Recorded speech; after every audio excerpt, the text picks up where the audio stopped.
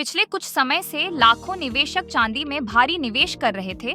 सभी को उम्मीद थी कि चांदी का प्रदर्शन बेहतरीन रहेगा और इसका भाव 1 लाख रुपए प्रति किलोग्राम के पार जाएगा। लेकिन अक्टूबर में जो हुआ उसने निवेशकों को हिला कर रख दिया। दिवाली के दौरान चांदी के दाम लगभग आधे हो गए और अंतर्राष्ट्रीय बाजार में कीमत $48 प्रति औंस से नीचे चली गई। भारत में चांदी का दाम 71,000 रुपये से गिरकर 49,000 रुपये प्रति किलोग्राम पर आ गया, यानी करीब 21,000 रुपये प्रति किलोग्राम की गिरावट। जिन निवेशकों ने स्पॉट मार्केट में प्रीमियम देकर चांदी की डिलीवरी ली थी, उन्हें अब और ज्यादा नुकसान झेलना पड़ रहा है। मीडिया रिपोर्ट्स के मुताबिक धनतेरस से पहले चांदी का प्रीमियम ₹0 से बढ़कर 25,000 रुपये प्रति किलोग्राम तक पहुंच गया था।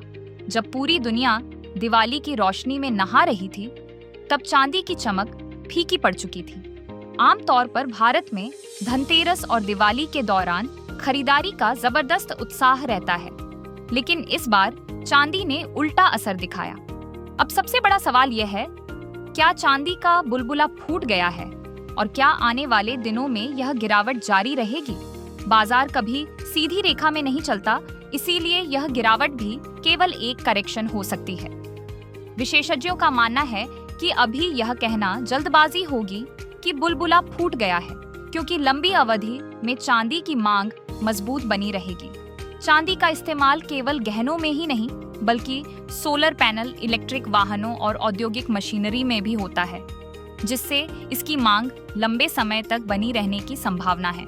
तकनीकी विश्लेषकों के अनुसार चांदी को 1,47,000 से 1,48,000 के बीच मजबूत सपोर्ट मिला हुआ है, और अगर यह स्तर टूट गया तो अगला सपोर्ट 1,42,000 से 1,43,000 के बीच हो सकता है, जबकि ऊपर की तरफ 1,55,000 अब एक बड़ी रेजिस्टेंस बन गई है।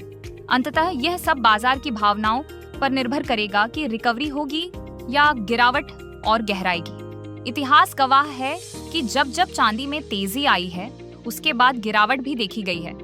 जैसे 2020 में कोविड-19 महामारी के दौरान चांदी 23,000 रुपये प्रति किलोग्राम तक गिर गई थी, लेकिन अगले ही साल यह 76,000 रुपये प्रति किलोग्राम तक चढ़ गई।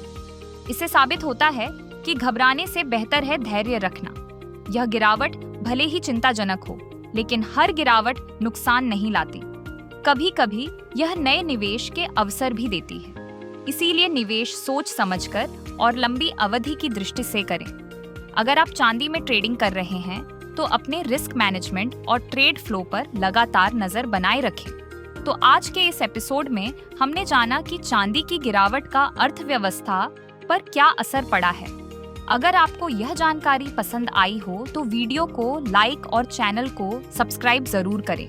हम फिर मिलेंगे अगले एपिसोड में।